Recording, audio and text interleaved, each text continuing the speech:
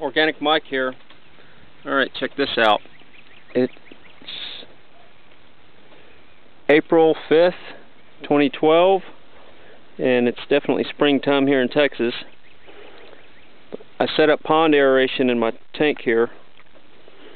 I still need to, I'm probably just going to tie wrap some, with those big black tie wraps, cut little bricks in half so I can sink that line. I'll get to that sometime. But I also put some parrot's feather. Got to watch out for the ducks. Oh, I also put an aerator over there on that part of the pond too.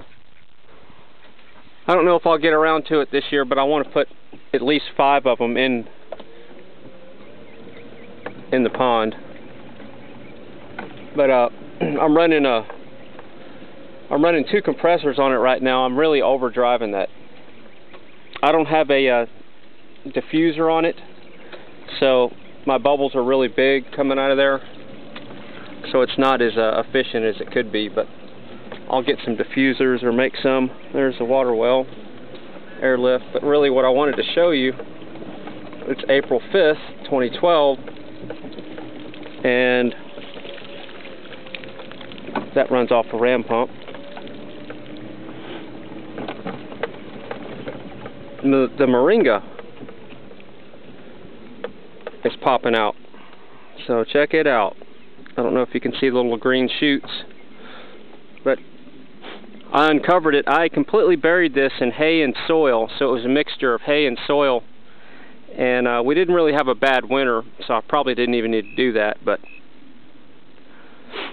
this one is popping out, and it probably popped out, I'd say 4 days ago, 5 days ago. When it was covered, this was kind of an open area, space area, you know, it's kind of like covered with dirt and hay, so this had like a void in here where the soil wasn't touching everything. And there was, out of these little shoots were these translucent looking shoots. You know, they couldn't reach the sun, but they were still popping out, almost looked like a, they were just white looking. And it's when I uncovered it, of course, that burned them, and it went back into shock, and now it's popped out. Now I planted those in 2010. I say those, that one.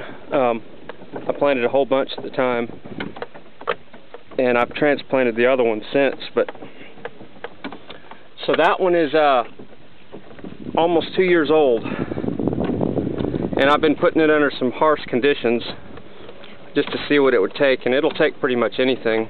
Here's one more thing I want to show you on this video. I'm also doing a test, can a Moringa tree take wet feet? And you can see some of my past videos of what I've done with this one. Look at that bird. He's drinking out of my little homemade thing. Get up the hill here. My little homemade. This thing runs off of airlift. But this Moringa tree here has had this water. I didn't cover it or anything. And this is overflow water that's coming off the trough up there. But if you look at that Moringa tree, pretty much all that wood is just dead. If you start cutting it back, it's dry. It froze back. So I'm hoping that I'll have a little shoot come up here pretty soon. This water is kind of cold. It's like 60, probably around 68 degrees. So it might be slowing it down from popping out. Kim thinks it's dead for sure. I think these plants are tougher than that. So this will be one of the best experiments I've done with it yet, to see if they can handle complete wet feet in Texas. Not that it grows better in wet feet, but this thing was doing almost just as good as the one over there that I just showed you. And this one had complete wet feet all last year, and I was eating off of it, and you can eat the tree, the leaves and everything. And I got seed production off of it last year. So that water, by the way, is coming from over there. That hand pump has an airlift pump that I made hooked up to it that goes all the way back down to the house. See the line? It goes on the back, goes up, goes through the house, it goes all the way through the house, and then it goes through under the ground all the way back to the well. So that water is traveling from 70 feet down in the ground and probably 300 foot of line coming up here through airlift. So airlift is very magical. It will impress you, and it won't ever stop